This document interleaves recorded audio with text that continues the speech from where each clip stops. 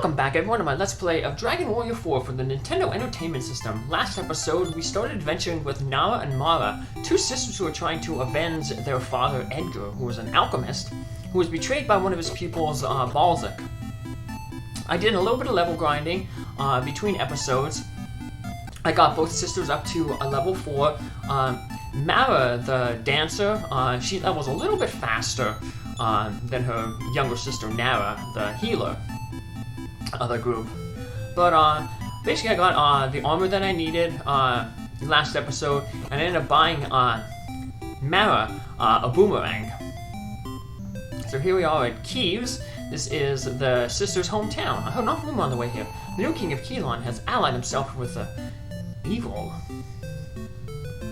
Let's talk to all the people here. Sleeping? It's a shame a man like Edgar was betrayed by his people. Say, didn't Edgar have another pupil? Orin, I think that's his name. We'll talk with her again later. She does the same thing in the daytime.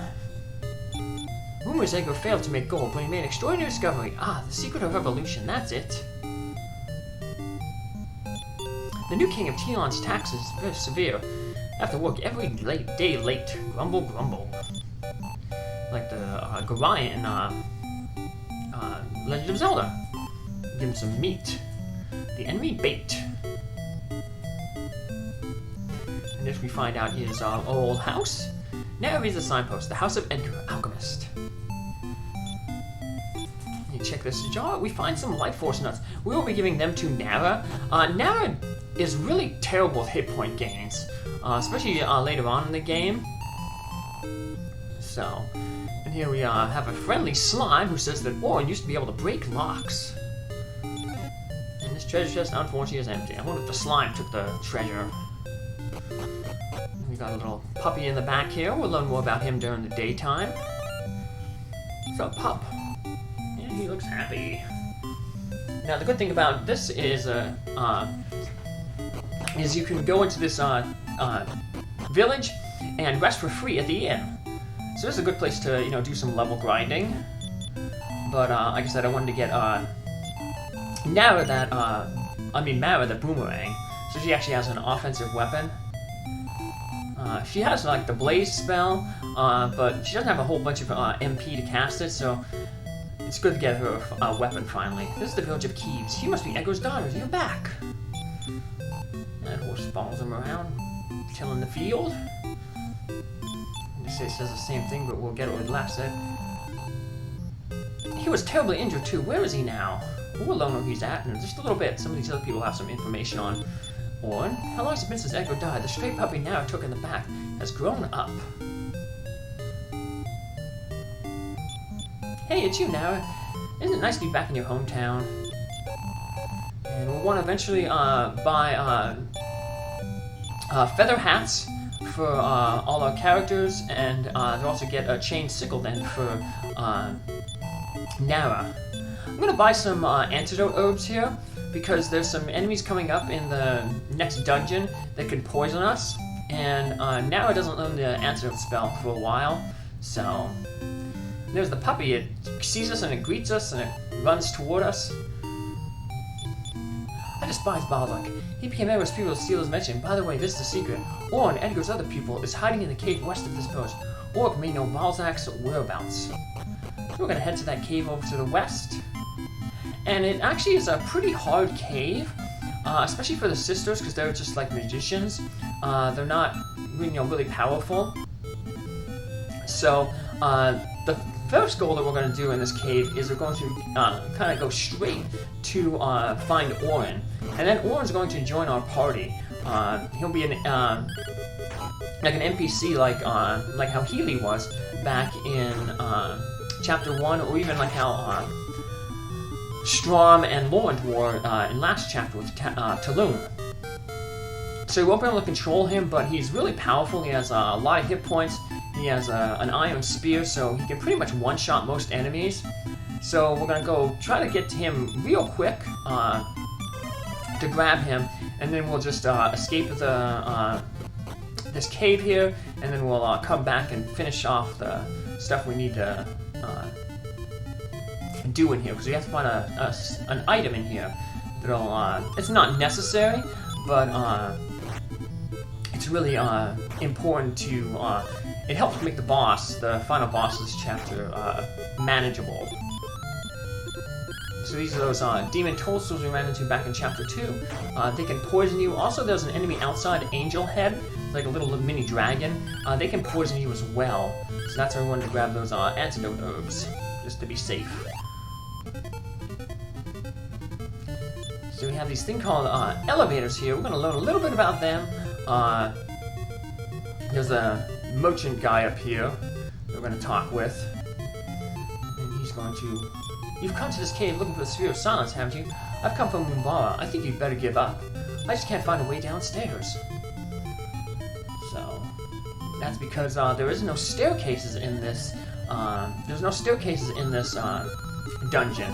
What you have to do is there's these rooms, they're dead-end rooms. And at the dead-end rooms, you can, there's like a tile, you step on that tile, and it basically acts as an elevator, and it moves you around the dungeon.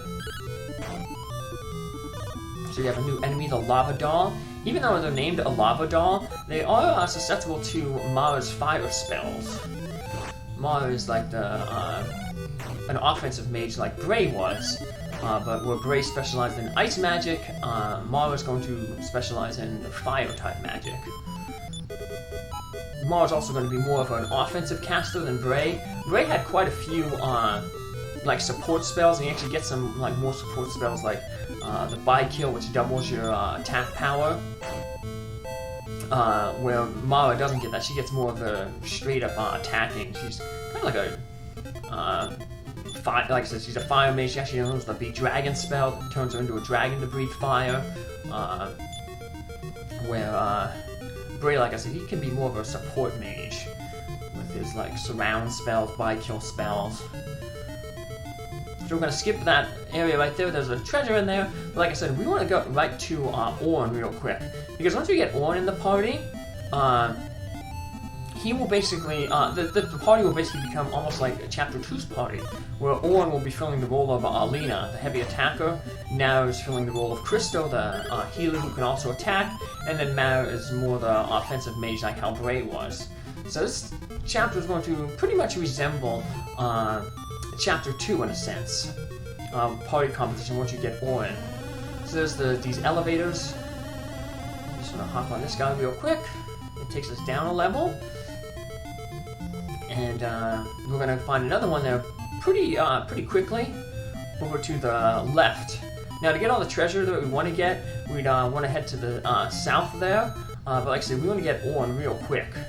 Because he'll make everything pretty much easier. He can pretty much one-shot every single enemy in this area. And one of the good things about NPCs is when they join your party, they don't take up experience. Experience is usually, if an enemy gives like X amount of experience, then it's X divided by the amount of party members that you have. So if an enemy gave 10 experience points, then Nara and Mara would each get 5 because there's 2 of them. If we get Orin, though, we'll be able to beat battles much quicker, but Orin don't get any of the experience. It's still just divided among the 2 regular party members. Mara, now, it's me, Orin. You after revenge? I've been recovering, dreaming of revenge, too. Balzack allied himself with the evil one and gained great magic power, but the Sphere of Silence should help you overcome his magic powers. All company, let's go. Orin joined the party. The Sphere of Silence, I think, is in that treasure chest right across the water there, but we can't swim, so we're gonna have to go a long way around to get that. But we're not gonna do that this time because we're gonna actually head back and heal ourselves up. Because you can see, Nara and Nara are basically out of MP, so it's a good thing that we got here right when we did. Now, Mara has a little bit more HP, so I'm going to put her in the second position there. I'm also going to rearrange the character so that Orin is in the front. He has 95 hit points, he has good defense, so he can, take a few hits. Because the only healing we have left now is, unfortunately, we have 1 medical herb.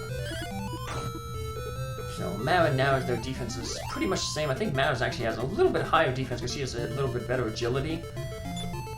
Because they're all wearing the same equipment. They both have leather dresses and the leather hats. And then whoever one of them gets the medical herb, then we'll just put that one in the second position. So, yeah, like I said, Orin is making this chapter much, much easier. Leveling with him will be much quicker, because he just, like I said, takes out most enemies in one hit. So, well, let's use our last little bit of healing item here. And of course, because I bought all those antidote herbs, I'm not going to have to use any of them, so... No, we healed up Nara, so let's put her in the second position there. And we'll stop on the way to grab we skipped that one room. We're going to grab that. It's a Wing of the Wyvern. I mean, it's a short trip to get that little wing, but like I said, I wanted to wait until I got Orin. And no one's even attacking him yet, so... If they all, they're kind of missing him because, like I said, he has pretty good defense, so definitely adds some power to this party. Grab this Wing of the Wyvern here. Eventually, Mara will learn the outside and return spells. Because she hasn't learned them yet, we're just going to have to hike out of here. Yeah, we do not have the necessary equipment to kind of go through this dungeon all the way through. But like I said, we get a free inn over at Kievs, and we're getting a lot of gold in here. Fighting the enemies on the outside, they didn't really give a whole lot of gold, but the enemies here are given like quite a good bit of gold, which is good because, like I said, it will allow Nara to finally get the chain sickle and get rid of that old copper sword. If you want, you can grind a little bit more money, and there's a better weapon, a Morning Star, 2 villages away. But we're just gonna grab that chain sickle, and we'll probably get a whole bunch of money as we come back to this cave. We still have more than half of this cave to explore, and that'll help us explore a little bit easier. Mara has learned the Fireball spell. Hits a group of enemies. Here, those angel head enemies I talked about earlier, they can drop an antidote herb, which is nice because they can poison you with their physical attack. But luckily, we defeat them pretty easily. Now we can head on back. The only thing bad about Kievs, it's really nice that we have that free in there, but Kievs unfortunately doesn't have a save point. So we're gonna have to go all the way back to Mumbara to save our game. When we get to Mumbara, we'll save our game there, and that's where we'll also do the seed, the save scumming for the seeds. We want to make sure that Nara gets 6 hit points using those life force nuts that we found, and also 3 points of strength. So the max rolls on those two seeds. We could have tried to use I could have done that on the last episode, between episodes, get the max strength for Nara. That might have helped her out a little bit in that last cave. Get her a little bit more attack power, but we're going to be going through the entire cave next episode, so we definitely want to make sure that we use those seeds and get her as strong as she can before we buy that chain sickle. So that's the plan for next time. We'll go get the chain sickle and head back into that cave to look for the Sphere of Silence. Take care, have a good day. Bye!